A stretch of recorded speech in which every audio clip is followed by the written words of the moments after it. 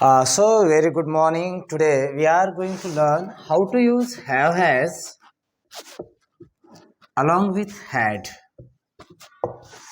तर आपल्याला माहित आहे पहा, ज्यावेळेस कर्त्याकडं कर्त्याला किंवा कर्त्याजवळ काहीतरी आहे तर आपण हॅव हॅज यूज करतो. जसं की आपण जर म्हटलं इथं आय हॅव अ जॉब, मला नोकरी आहे, याचं मिनिंग काय होईल? हॅवचे 3 मिनिंग्स असतात. माझ्याकडे नोकरी आहे, मला नोकरी आहे किंवा माझ्याजवळ नोकरी आहे. जे सुटेबल आहे तिन्हीपैकी तो एक यूज आपण घ्यायचा आहे. आय हॅव अ जॉब म्हणजे काय होईल? मग मला नोकरी आहे,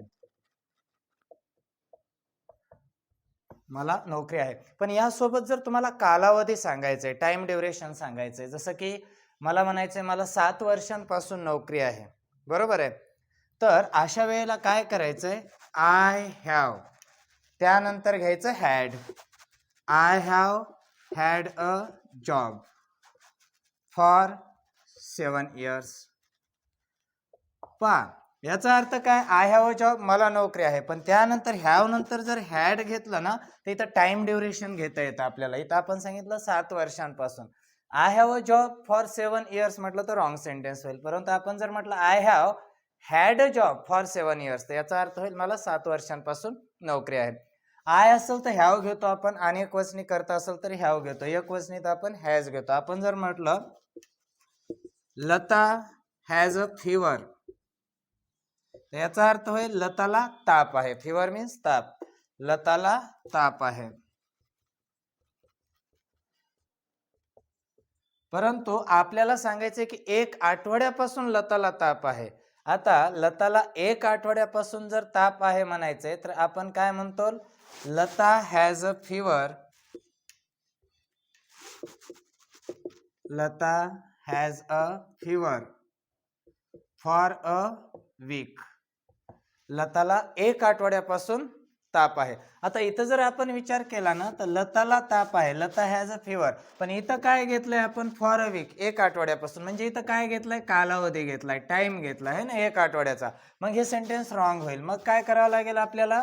Lata has had a fever for a week, लताला 1 आठवड्यापासून ताप आहे.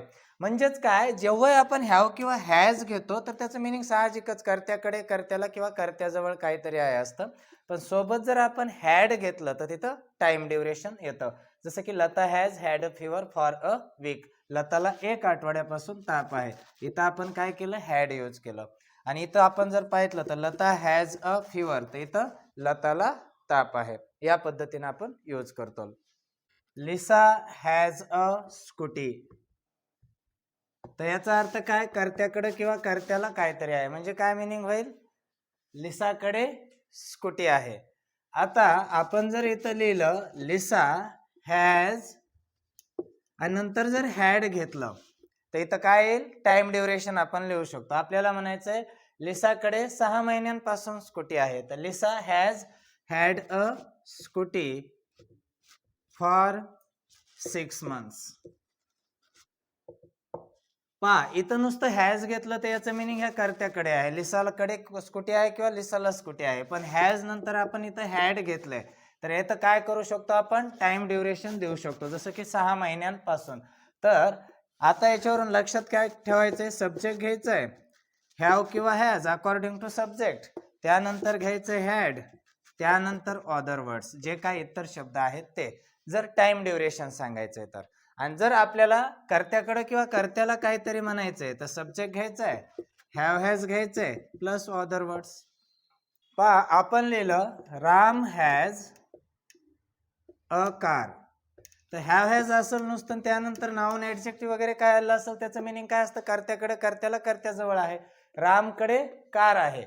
परंतु मी इथं जर टाइम ड्युरेशन सांगायचंय तर राम एकटा एक वचनी असेल तर हमेशा हॅज यूज करायचं, राम हॅज. आता मला सांगायचा कालावधी, तर मी हॅज नंतर काय घेईल?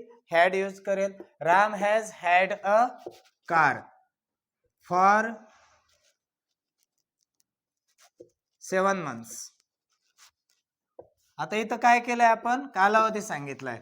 रामकडे 7 महिन्यांपासून कार आहे. म्हणजे टाइम ड्युरेशन जर आलं ना तर तुम्ही हॅव हॅज नंतर हॅड घ्या, आणि जर कर्त्याकडे काहीतरी आहे नुसतं सांगायचंय तर हॅव हॅज यूज करा. आता आपण जर इथं म्हटलं Poonam has a new dress, तर याचा अर्थ काय होईल? पूनमला नवीन ड्रेस आहे. परंतु आपल्याला जर म्हणायचंय की पूनमला 2 महिन्यापासून सेम ड्रेस आहे, तर आपण काय म्हणतो? Poonam has had a same dress for 2 months. म्हणजे काय? कालावधी सांगायचा आहे, तर आपण काय करू शकतो? हॅव हॅज नंतर हॅड यूज करू शकतो.